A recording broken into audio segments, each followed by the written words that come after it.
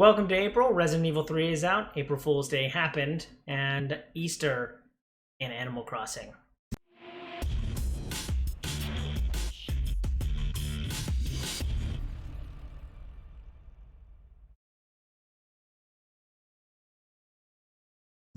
What up, viewers? What up? What up? Today is Friday, April 3rd, and that means it's time for a quick recap of the week in video game news.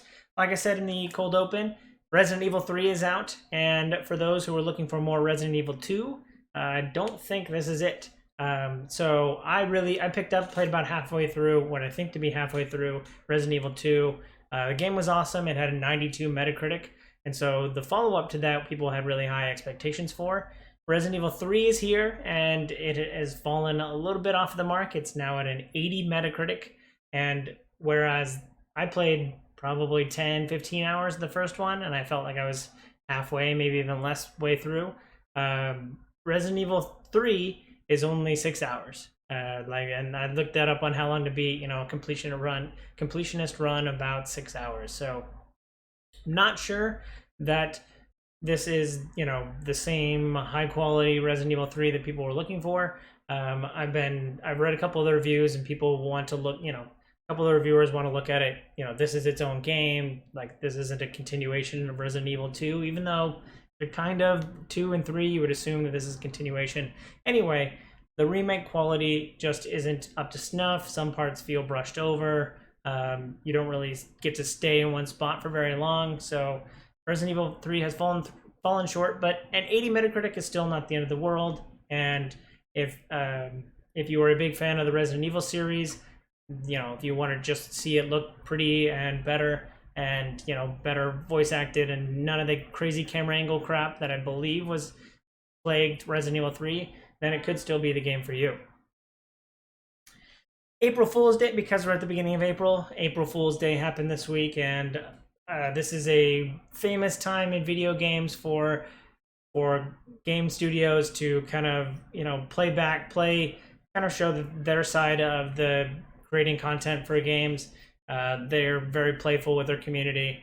Overwatch had googly eyes, so just kind of a fun, doesn't really break too much. PUBG had like fantasy mode where you're playing these fantasy characters, or I think they just announced it. Darkest Dungeon announced a PvP. After 3 or 4 years of Darkest Dungeon, finally they announced a PvP DLC. Pong is coming out with an RPG. Yes, like the old Atari 2600 Pong game is coming out with an RPG. There were tweets about God of War Part 2 and a Sony conversation, a Sony kind of like state of play about it with Cory Barlog.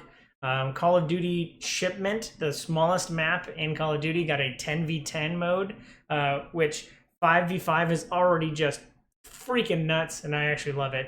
But a 10v10, oh, that would be so crazy. You would just spawn and start firing your gun. But to reflect back on that list, actually the Darkest Dungeon PvP DLC is real. It's coming out. They announced it on the 1st, which is weird, there's always a rough time in video games of like, was this real and you just announced it because it's the start of the new fiscal quarter, or is this just a joke? So the fact that they announced a PvP DLC, people thought it was a joke, but it's actually real, and I'm looking forward to potentially playing PvP with Darkest Dungeon because I really like the game. Last of the big 3 things that I was talking about in the cold open, Animal Crossing Bunny Day features are in, and oh my god. First, you got the creepiest bunny in the world on your island, probably eating children in a storm drain. It is weird. And then everything that you would rather be doing, like any resources you'd rather be gathering, now you just get these random crappy eggs that are just invading your entire island.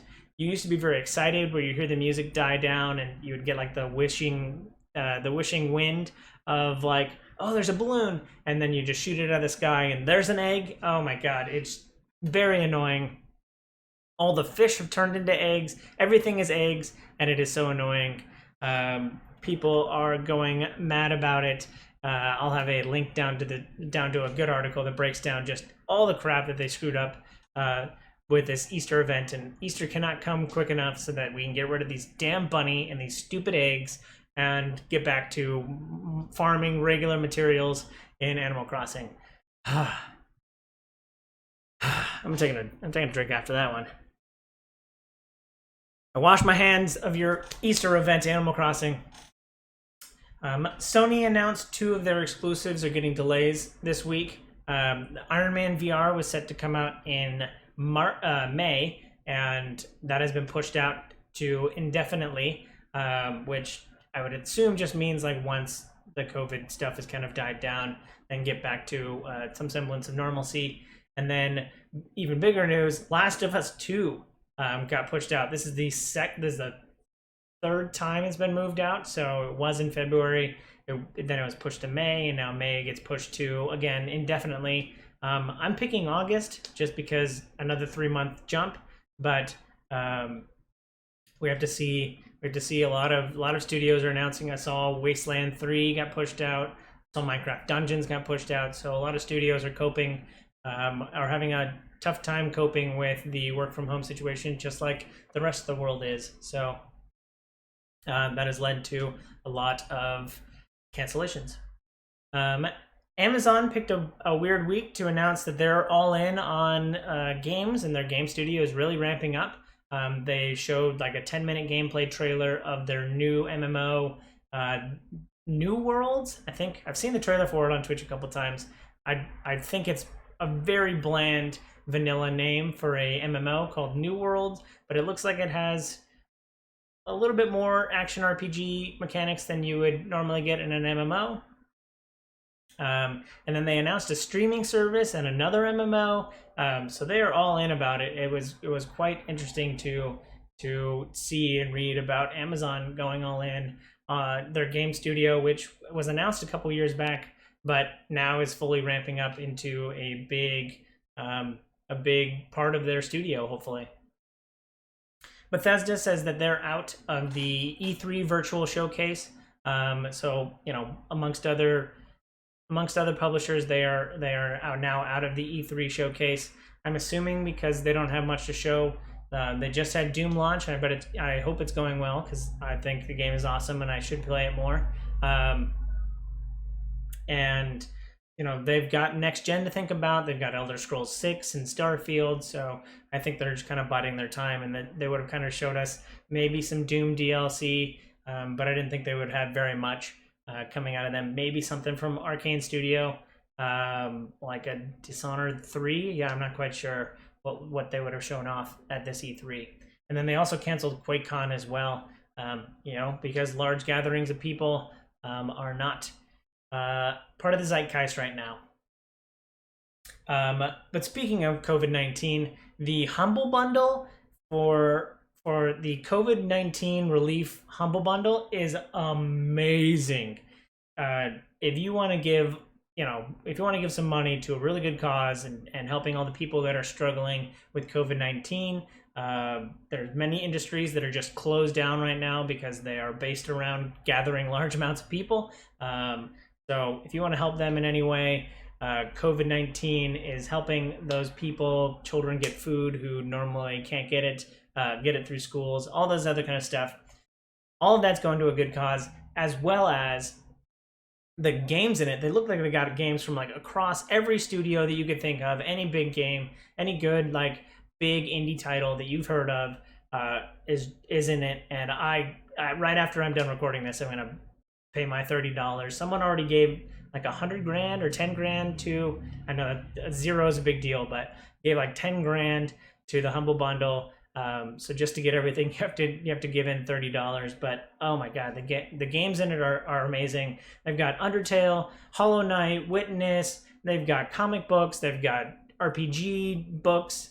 They've got something for everybody and a whole lot of it. So if you're interested in any sort of content, it is in this Humble Bundle, and it is something that goes to a good cause. I always like bumping in for the Humble Bundles, not only for the games, but just to help a good cause. Jackbox, the games that you should be playing right now that are really easy to play with people virtually, Jackbox are on sale across most of the platforms across Xbox One, Switch, Steam, and the Epic Game Store. Not sure why PlayStation isn't part of it, but they're all of the different packs are about 50% off. So I think if you add it all up, it's like $80. Drawful 2 is free pretty much on all of those platforms as well. So any of the games that you want to play virtually with friends, this is a good way to play with friends. It's really easy to get into, and it's on pretty much every platform that you could be playing on. I think I own 3 or 4 of the Jackboxes across different platforms, but I might just sweep in and buy them all on PC or some other way. So look for those there. Pong Quest is real. I was making fun of it about 5 minutes ago in the April Fools, but Pong Quest is actually real. It is a series of Pong. It is a series of Pong like games that you'll be playing, and then you'll get abilities that'll level up in between each pawn. So, you know, yes, that Pong, the Atari 2600 game, is real, and it is an RPG that is coming. So, you know, small callback, but oh my god, I can't believe it's real. And I think it might be the right kind of crazy right now. So I'm looking forward to playing that. Bubble Bobble for Friends has come out. The Nintendo Switch version of Bumble Bobble, where you can play with your friends, is out now, and I'm looking forward to picking that up. A lot of my friends are on Switch already playing Animal Crossing, so hopefully a couple of us can pick up Bubble Bobble. Bubble Bobble is probably one of the first one of the first video games I ever played. We had an old NES in a cabin in the woods, and I would wake up really early and play Bubble Bobble when I wasn't playing Legend of Zelda, because I had to split my Nintendo time with my brother. So we played Bubble Bobble together, and I still love that game. And I played a bunch of it too with my fiance on the SNES Classic, or the NES Classic. So Bubble Bobble, great game, and you can play with up to 4 friends, couch co-op. Looks fun. We saw a trailer for a new game called Windbound, which has the protagonist. She's on a ship, and you slowly build up your ship over time while traveling from island to island. And then on each island, you have like this third-person kind of view that looks and feels a lot like Breath of the Wild. She gets a hang glider. And then she kind of like builds up her arsenal and fights bigger and bigger monsters. Looks pretty cool. It's pretty much Moana plus Breath of the Wild. So looking forward to seeing that, seeing what comes of that. I think that's also coming in August 28th or so. So looking forward to playing that. Last but certainly not least, the designers behind the SteamWorld games, Image and Frame. I wanted to look up their name right before saying this, because I love so many of their games that I should really know the development studio. But I just think of the SteamWorld games as one big just clump IP that I love. But they announced via Twitter that they are looking for artists, and so that's how we know that they're working on their next game. I love all the SteamWorld games. I played the first one when it was free for PlayStation Plus.